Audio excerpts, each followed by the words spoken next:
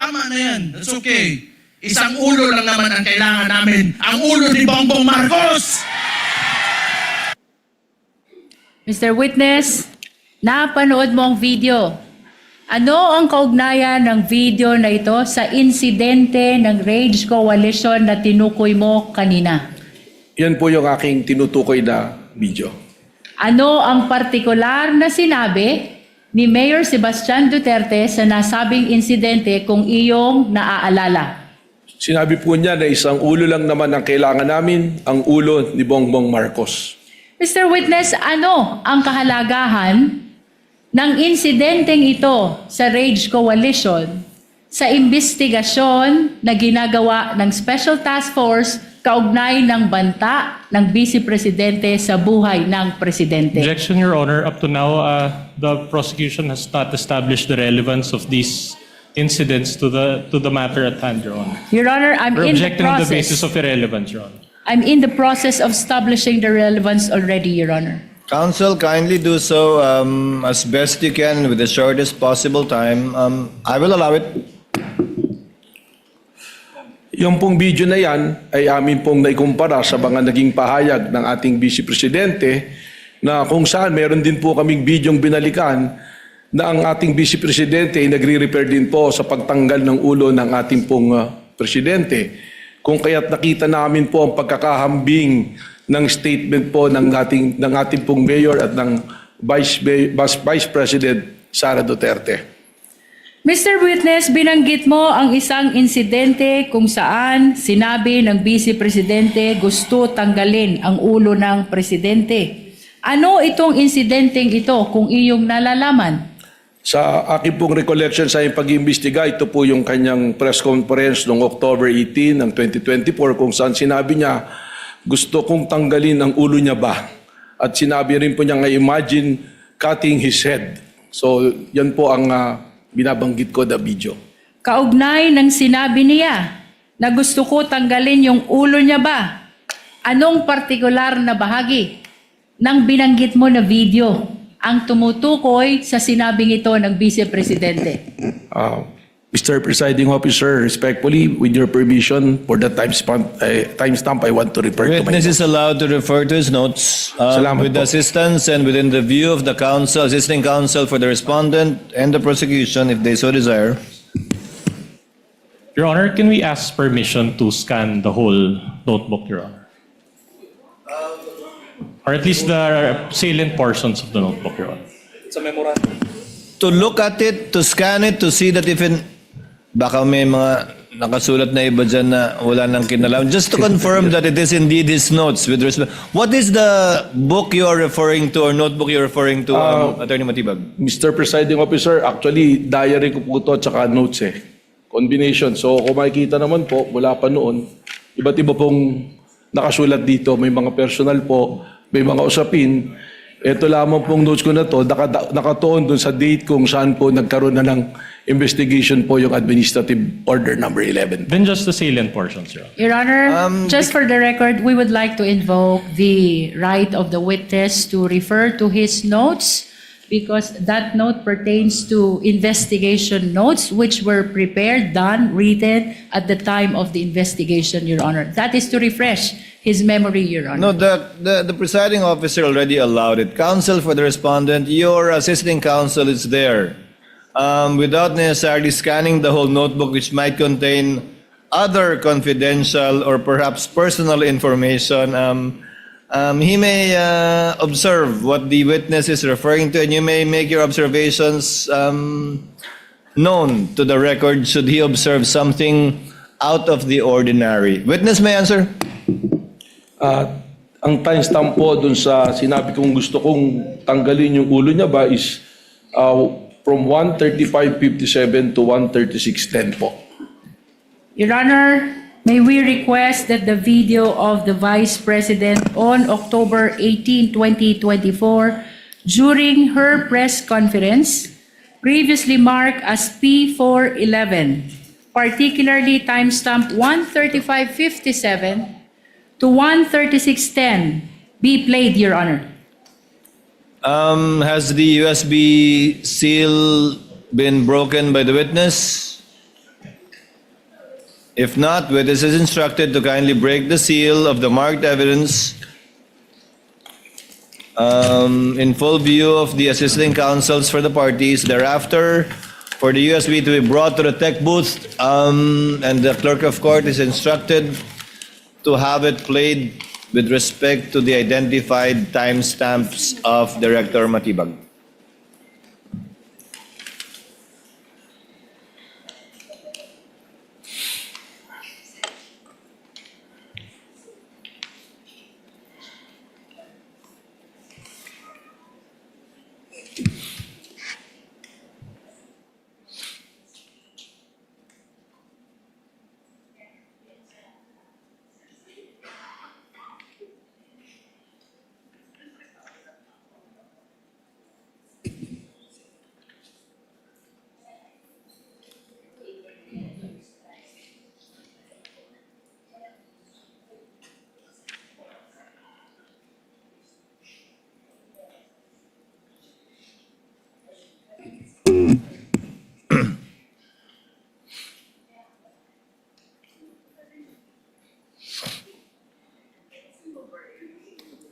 Gusto ko tanggalin yung ulo niya ba?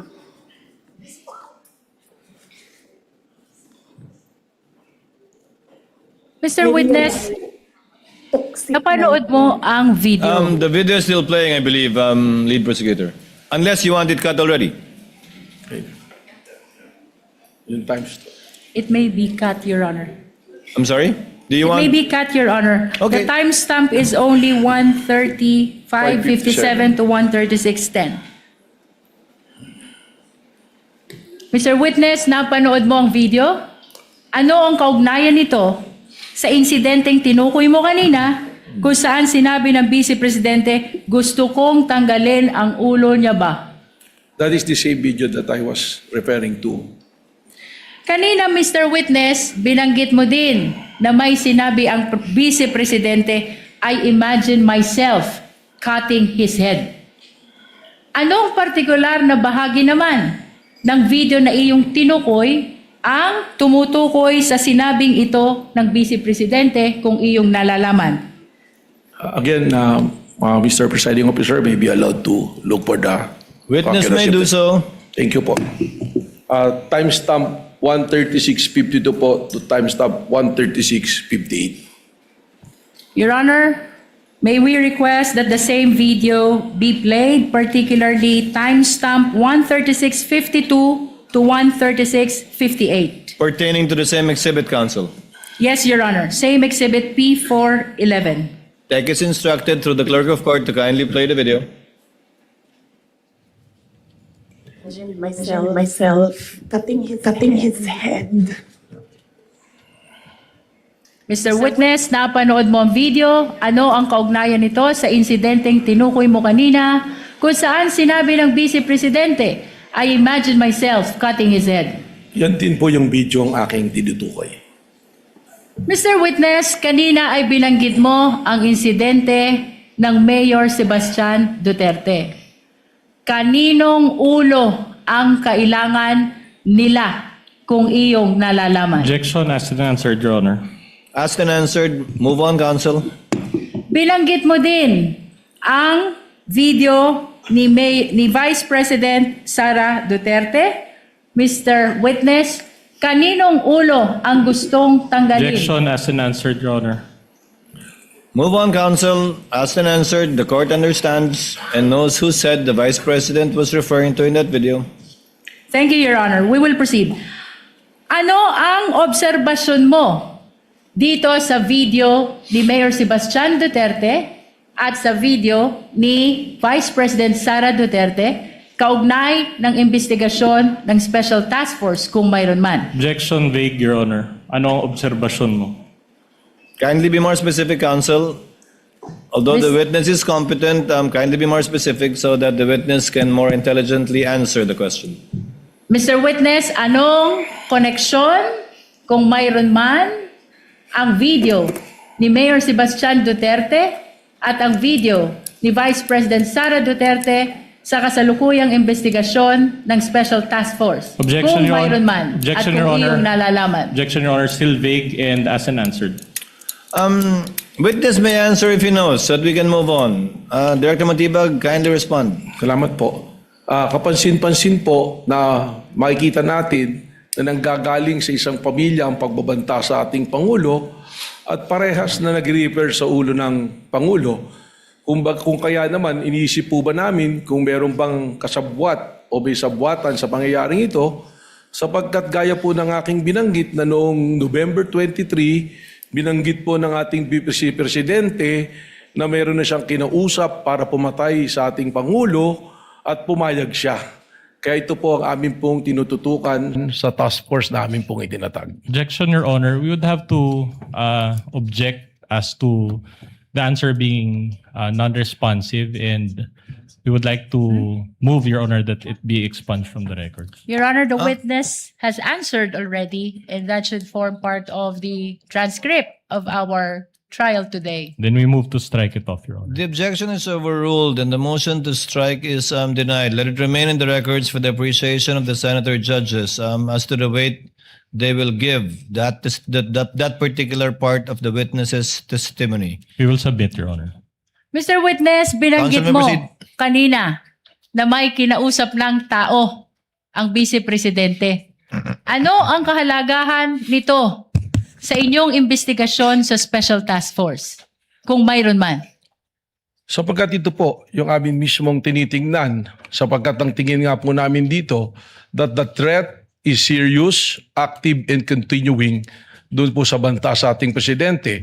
At dahil ito ay seryoso, aktibo, at patuloy na umiiral, ay nagiging banta na rin po sa ating pambansang seguridad. Sapagkat anuman pong banta sa seguridad ng ating Pangulo ay banta po sa ating national security.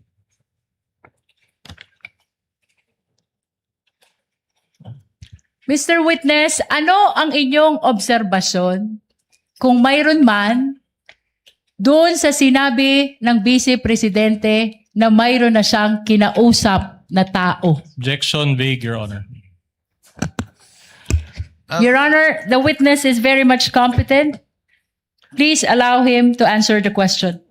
Objection overruled. Witness may answer. Kindly move on, counsel. I think I know where you're getting at, but kindly move on toward your point. Witness may answer. Ang obserbasyon po namin dito ay hindi na ito isang banta, kundi isang plano. Sapagkat ang tingin po namin dito ay inianunsyo ng ating Vice Presidente ang kanyang planong pagpatay sa Pangulo ng Pilipinas at mga nabanggit pa ang kanyang gustong ipapatay doon po sa kanyang pagbabanggit sa kanyang press conference. Kanina, Mr. Witness, binanggit mo ang investigasyon ng NBI noong November 2024. Ano ang pagkakaiba, kung mayroon man, ng investigasyon ng NBI noong November 2024 sa kasalukuyang investigasyon ng Special Task Force na nag-umpisa noong Abril 2026? Malaki po ang pagkakaiba. Yung investigasyon po na natapos na ginawa noong November 24 na nag-iimbestiga doon po sa grave threat at sa inciting to sedition, ito po ay ordinaryong krimen na iniimbestigahan na sa ngayon po ay nakabinbinma sa Department of Justice para sa kanilang resolusyon. Pero ang amin pong iniimbestigahan ay sinuulit ko nga po, the serious, active, and continuing threat to the life of the President which already transcend to a national security issue. Sapagkat malinaw po na hindi na ito banta, kundi isang plano na patayin ang Pangulo ng Pilipinas. With the permission of the Council of the Parties, Chair would like to clarify for the record and for the senator judges that the investigation conducted by the NBI in November of 2025, the witness was not yet the director at that time, but he can testify as to the fact that the agency he now heads conducted the investigation, but not as to the truth of the investigations conducted at that time, but as to the fact that investigations were conducted only. You may proceed, Counsel. Mr. Witness, ano ang dahilan? Bakit kasama ang video ni Mayor Sebastian Duterte sa inyong sinasabi ngayon na ang bantang ito ay banta na sa national security kung mayroon man? Objection asked and answered, Your Honor. Asked and answered, counsel. Move on. Your Honor, as a matter of fact, we haven't asked that question and the witness is supposed to explain the reasons why the video was actually considered in their observation that this is a threat to national security. I believe the witness already answered that any threat to the president is a threat to national security, to the national security of the country. And earlier, the counsel already asked the relationship of the video to that statement of the witness, which the chair allowed. We're Okay. already there, counsel. Please move on.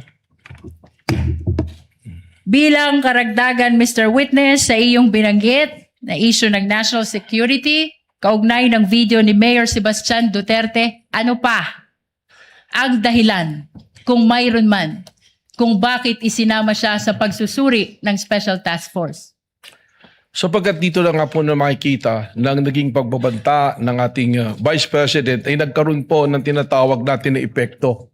It is a kinetic force na kung saan yung mga nakarinig ng kanyang pagbabanta ay gumagaya na rin at nagbabanta. Lalong-lalo na sila ay nabibilang sa isang pamilya.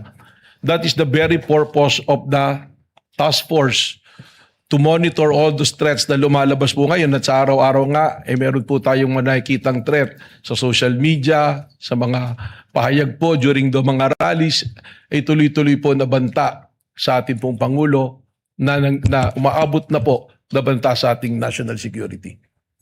Binanggit mo ang kinetic force. Anong ibig sabihin nito, Mr. Witness? Na yung kanila pong aksyon ay nagkakaroon po ng epekto para kumilos sa mga nakakarinig, ang kanilang mga supporter, upang maghasik po ng ligalig at kaguluhan po sa ating pong bansa at hindi na nirirespeto ang ating pong konstitusyon at wala na rin pong pagtingin sa ating democratic process. Ano pa ang dahilan kung meron man? Bakit isinama sa pagsusuri ang video ni Mayor Sebastian Duterte kaugnay ng Rage Coalition Rally? Yung Objection presensya, asked and answered, Your Honor. Witness may answer. yung proseso po namin na yan, doon po namin nakita na sinasabi ko nga, yung mga participants dito, yung po mga kilala na mga tao na nagdudulot ng ligalig at pagtutol sa demokrasya po natin. At nandiron din po yung broadcast na yan, napakarami pong naabot na tao, nasa 600,000 plus po yung live broadcast niyan. Doon na po papasok yung tinatawag ko nga kanina na sinabi kong kinetic force na maaaring magkaroon po ng reaksyon ng mga taong nanonood na ito na hindi po maganda at makagugulo po sa pag-promote po natin ng law and order na primero po nagawain po dapat ng National Bureau of Investigation. Binanggit mo na may mga kilalang personalidad na nakibahagi sa Rage Coalition Rally. Sino-sino itong mga ito? Objection, Your Honor, irrelevant. Witness may answer. Makita po natin doon, may mga senador din po na nandoon. Nandoon din po si Mike Defensor at nandoon po ang mga haligi po ng PDP Laban na akin po mga kakilala. Nandoon din po ang mga iba't ibang leader sa iba't ibang rehiyon na akin na pong nakasama noon nung ako'y miyembro pa ng PDP Laban. Mr. Witness, ano ang ibig sabihin ng rage kung iyong nalalaman? Objection, Your Honor, irrelevant. I think counsel has already made the connection between the rage, the statements of Mayor Baste, and the statements of the respondent. Witness may answer. Sa Tagalog po niyan ay galit o puot. Yun po. Wala pong acronym yon, Director Matibag? Hindi po kasi tumutugma doon sa acronym nila dahil yung acronym nila Reform Alliance for Good Governance. So hindi po RAGE eh. So medyo malayo po. May proceed, Your Honor. Counsel may proceed. Nabanggit mo din, Mr. Witness, na maraming nanood ng videong ito. Ilan ang nanood ng videong ito kung iyong nalalaman? Sa live broadcast po, lumabas po na nasa 600,000. At ano ang kahalagahan na 691,000 ang nanood sa live broadcast ng videong ito kung mayroon man? Again, ganoon na po kalawak yung nakikita natin na resulta ng pag-asik po ng ligalig po at pagbabanta po sa kayusan, pati na rin po sa seguridad ng ating Pangulo. Mr. Witness, kanina binanggit mo ang pagkakaiba ng naunang investigasyon ng NBI sa kasalukuyang investigasyon ng Special Task Force ng NBI. Ngayon, ano naman ang ginawa ng NBI sa pagitan ng unang investigasyon kung saan na-file ang kasong grave threat at inciting to sedition sa DOJ, February 2025, sa kasalukuyang investigasyon ng Special Task Force na inumpisahan nung buuin ang STF April 2026, kung mayroon man. Ang sa pagkaalam ko po, Counsel, you mean April 16, 2026. That's the, you're referring to AO11. Yes, Your Honor. Witness may answer. dun po base po sa tanong ng mula February 25, 2025, ako po ay hindi pa NBI noon, subalit nung ako po ay nag-assume nung February 20, kasama po sa ating pinag-aralan yan at alam naman po natin na ang mandato ng NBI ay ang patuloy na bantayan ng seguridad ng ating mga opisyalis at siguraduhin na may law and order. So ako po na-appraise naman na tuloy-tuloy ang mga monitoring at consultation po at surveillance na ginagawa ng iba't ibang unit noon. Ngayon, nung ako naman po ay pumasok bilang NBI Director at atin pong pinag-aralan yung mga kaso, noong April 16 nga po, itinatag na po natin ang task force na ito upang po matutukan ang mga issue na akin na nga pong nabanggit. Mr. Witness, maraming salamat sa iyong paglilinaw, kaugnay ng nauna at ng kasalukuyang investigasyon ng NBI. Kaugnay pa rin ng Special Task Force, ano ang iyong naging direktiba kung mayroon man? Kaugnay ng video ni Mayor Sebastian Duterte noong April 12, 2026. Akin pong ipinag-utos to the task force na may authenticate at may preserve itong video ito sapagkat amin pong iniisip na ito'y magiging material sa amin pong pag-iimbestiga at sa darating po na panahon na amin po itong gagamitin. Mr. Witness, sino ang iyong inutusan upang ma-preserve at ma-authenticate ang video ni Mayor Sebastian Duterte na tinukoy mo? Ito po ay aming naitoka kay Agent Edgar Apolonio po ng Cybercrime Division po. Ano naman ang iyong patunay na ang videong ito ay na-preserve at na-authenticate ni Agent Edgar Apolonio kung mayroon man? Ako po ay nakakuha ng kopya ng affidavit of authentication na ipinasa po sa aking tanggapan at akin po itong nahawakan po. Your Honor, we are requesting that affidavit of authentication of Edgar Apolonio, previously marked as Exhibit P431, be flashed.